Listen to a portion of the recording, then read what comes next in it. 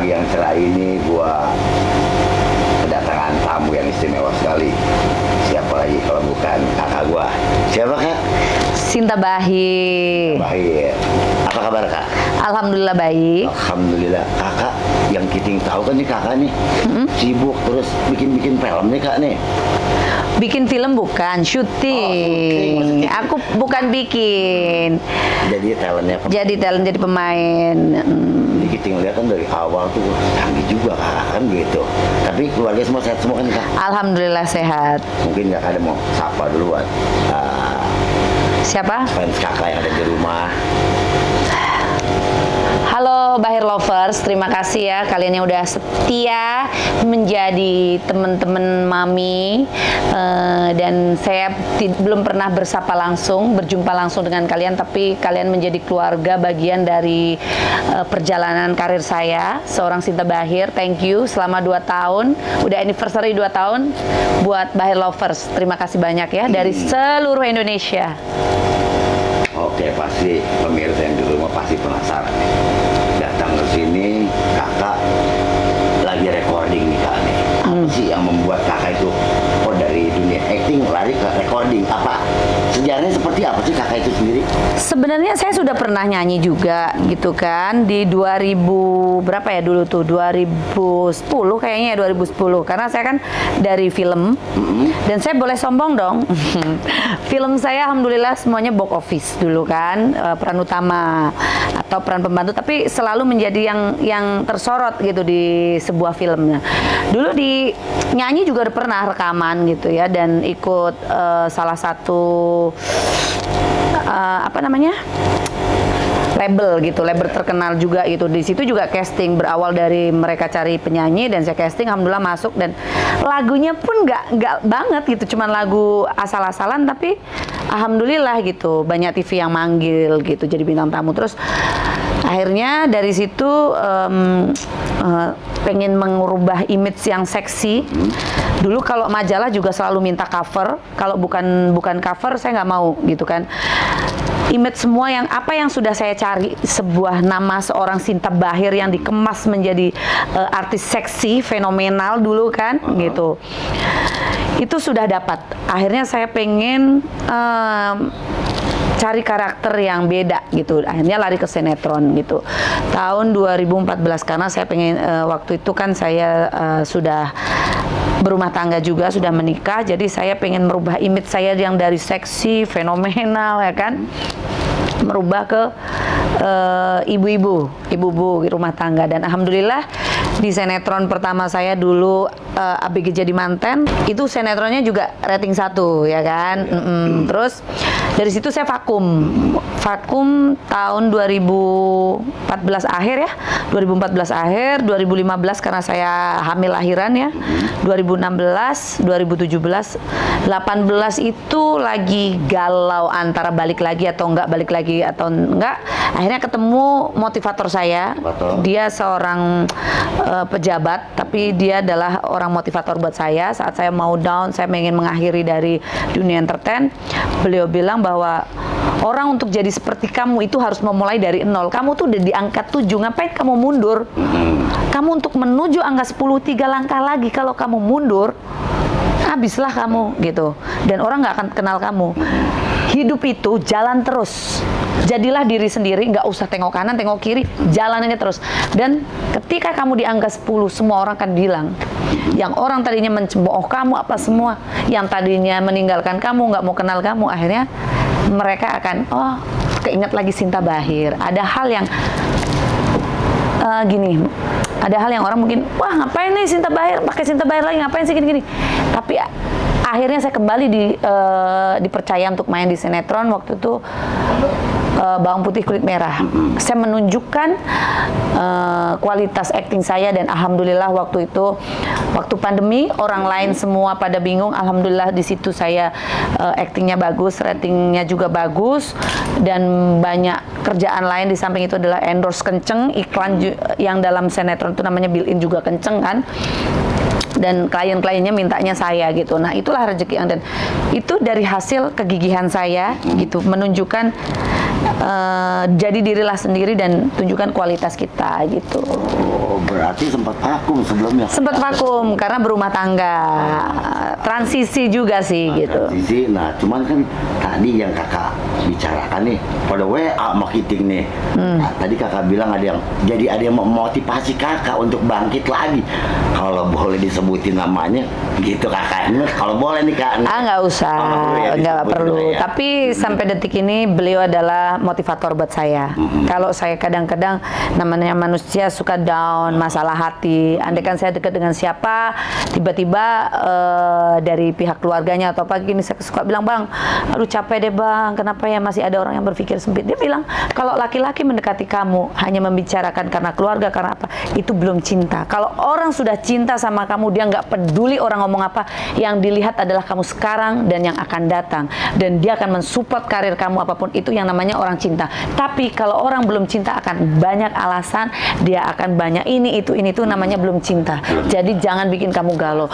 Terus kamu berkarir sampai orang-orang yang bikin kamu kecewa, dia akhirnya akan nyesel gitu. Nah, ini masih penasaran juga, kalau boleh nih, inisialnya kira-kira boleh nggak? Inisial aja dah kak. Saya dari dulu tidak pernah suka menyebut nama orang inisial, karena bagian saya itu adalah mereka adalah orang ada dalam proses hidup saya, ya, karena mereka juga menjaga saya menjadi seperti sekarang, saya juga harus menjaga itu. Gitu. Siap. Boleh nggak kira-kira kita agak menyimpang sedikit pertanyaan dari recording ini juga syukur-syukur kakak bisa menjawab, karena apa, Iwan, Budi pada nanyain semua ini kak, gitu kan, masalah ini kak. Ya ini sih bahasanya Kiting, kalau emang kakak bisa menerima dan menjawab tentang kejadian mungkin kebelakangan gitu kan. Bu Iwan nanyain aja kak, gitu kan. Gimana sih kalau menurut kakak, tanggapan kakak atau seperti apalah gitu kak? Ya, di dunia entertain itu memang ada proses-prosesnya ya. Bagaimana kita mengemas dari awal. Kalau kemasan kita dari awal itu memang kita mau bikin image seksi, sudah pasti. Pro dan kontra itu ada gitu. Nah, sekarang kan sesuatu tuh harus dihadapi dengan cara seperti apa. Kalau kita membuat image seksi, pasti resikonya akan dihujat orang, jadi bahan pikiran kotor para laki-laki yang jahil gitu. Itu udah resiko. Tapi bagaimana kita menghadapi diri harus bisa ini diri sendiri gitu loh. Termasuk yang proses kemarin itu istilahnya bahasanya kan ada kegagalan lah. Oh, saya sebenarnya kegagalan 2 kali kan menikah. Kalau saya cuma buat nggak penting gitu, dan maksudnya buat saya nggak nyampe ke hati, sakit hati atau apa, enggak sih. Saya tetap semangat ya? Semangat. Karena saya menjalanin hidup ini percaya dengan garis takdir. Orang lain bicara buruk, tapi buat saya pribadi itu adalah proses hidup yang memang harus saya jalanin. Siapa yang berani melawan takdir Tuhan gitu loh? Siapa yang pengen bermimpi menjadi second wife? Siapa yang bermimpi ingin saat berumah tangga sudah baik-baik? Kita pengen berumah tangga bener, terus pengen jadi baik. Tapi dalam perjalanan ada aja halangan dalam rumah tangga yang dari pribadi saya, mungkin saya kurang dewasa, saya belum kuat ngejalanin itu. Ya balik lagi bahwa garis jodoh manusia, rezeki semua sudah Allah atur. Mantap sekali. Rekan-rekan yang tentunya di sini kasih semangat dulu dong buat kakak. Kak, kembali lagi Iwan nanya nih kak. Berarti katanya ambil kesempatan nih untuk recording. Kakak kan sebenarnya aslinya kan dia acting, emang begitu kak? Enggak dong, kan dari tadi saya presenter sudah pernah. 2010 saya itu presenter kuis bola. 2010-11 itu saya presenter, dulu ada Panggung Bintang, Kembali Bergoyang, Asik-Asik. Dan saya juga pernah off air juga kan. Saya bukan mengambil keuntungan saat itu, memang iya. Waktu dulu itu saya mengambil keuntungan. Kalau sekarang di balik berita ini sebenarnya saya ini yang menarik diri dari media, karena apa? saya udah capek gitu loh. Saya udah capek. Saya kayak masalah pribadi saya kan nggak suka ya kalau masalah kayak rumah tangga itu kan pribadi saya, di luar kerja saya, keluarga saya, asal usul saya, keluarga saya nggak suka sebenarnya masalah pribadi saya mau gila, saya mau jungkir balik lah hidup saya, mau gimana, mau dihujat, mau gimana, itu diri saya, karena saya yang nongol sendiri di dunia entertain.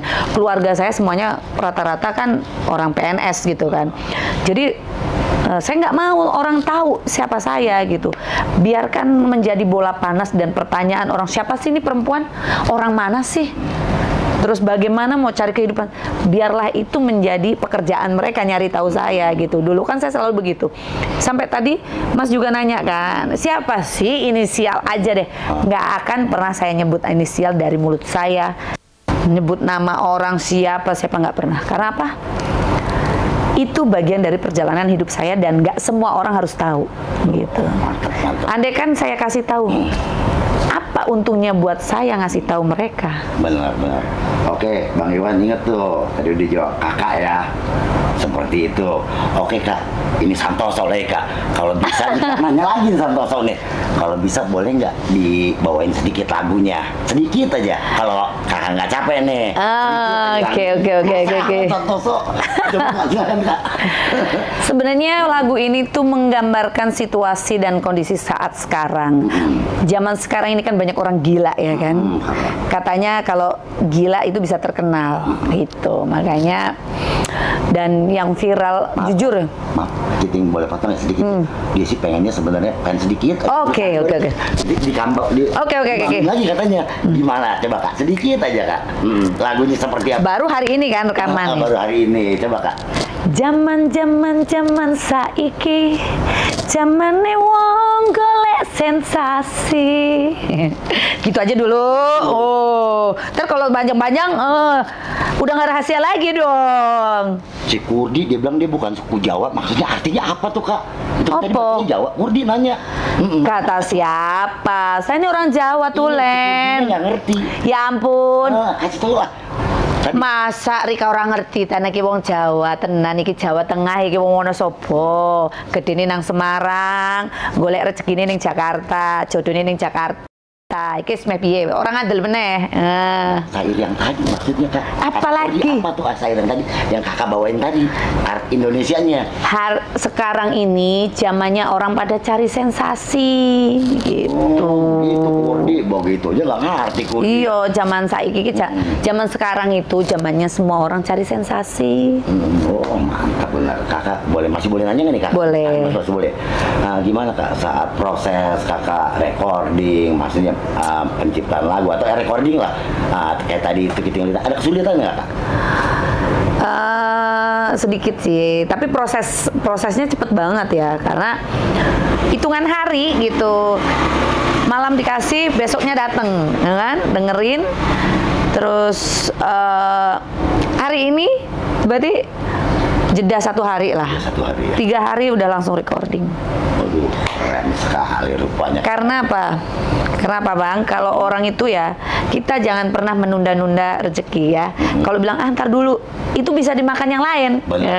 Jadi harus cet gitu. Kalau dunia entertain itu harus begitu. Benar kak. Berarti nggak ada kesulitan sama sekali kayak berjalan lancar semua. Iya. Dan kebetulan ya, maksudnya dari penciptanya, dari semuanya tim semua enak sih. Gitu. Oh mantap. Satu lagi kak, tadi kan kakak ngejelasin nih sedikit nih tentang lagu itu sendiri menceritakan apa? Boleh kak diceritain nih kak? Lagu ini tuh tentang kondisi dan situasi saat ini kan banyak banget orang gila pengen viral, semua orang pengen terkenal, pengen viral. Terus apalagi ya, dan orang-orang tuh kadang-kadang kebawa, orang Indonesia tuh latah kebawa ketika idolanya itu lagi bagus dipuji sampai ke setinggi langit, begitu dia bikin kesalahan dihujatnya sampai habis-habisan, borok-boroknya semua keluar gitu loh. Orang Indonesia kan begitu. Padahal nggak mikir juga, nggak apa untungnya juga ngomongin ya kan, apa untungnya buat mereka. Ya ada dosa aja kan? Iya, yang artisnya mah udah enak-enak diomongin makin enak ya kan. Jadi intinya lagu yang tadi itu bahwa dengan cara apa saja untuk ketenaran biar itu kayakmu gitu. Ya kan lihat sendiri sekarang semua orang udah gila. Benar. Katanya kalau orang dulu kan bilang wong edan, wong nek ora edan ora kebagian katanya. Kalau orang bahasa Jawanya gitu kan. Orang kalau nggak gila itu nggak kebagian gitu. Jadi sekarang yang berprestasi aja mana berita sehari 2 hari selesai. Tapi yang orang gila terus diliput. Ya kan ini dunia udah gila. Udah gila benar. Iya, makanya orang yang ngeberitain juga udah pada gila, tau nggak? Makanya ya kan? Kayak masuk jadi kesatuan juga kan? Iya, udah gila berjamaah. Nah, kalau dulu kan kita casting dulu, ya kan? Kita mau jadi artis casting dulu gitu. Sekarang mah nggak usah, jadi orang gila aja, ya kan? TikTok udah tambah. Jalan di pinggir jalan buka-buka baju langsung terkenal, ya kan? Kalau dulu ada orang telanjang di pinggir jalan, emang beneran orang gila. Kalau sekarang orang pada jadi gila kan? Oke Kak, kalau seperti itu Kak, masih boleh nanya ya? Boleh. Harapan Kakak ke depan apa sih buat bangsa kita ini Kak?